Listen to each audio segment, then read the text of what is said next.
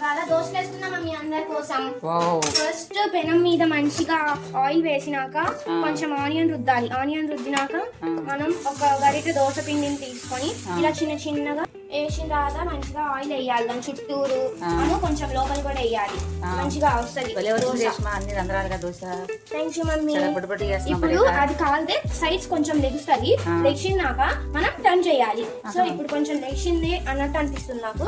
Turn చేద్దాం ఇక ఇప్పుడు. చూడు ఎంత బాగుందో. అందరి కోసం ఇలా చిన్న చిన్ని దోశలు వేస్తే సూపర్ అనిపిస్తుంది మమ్మీ నాకైతే.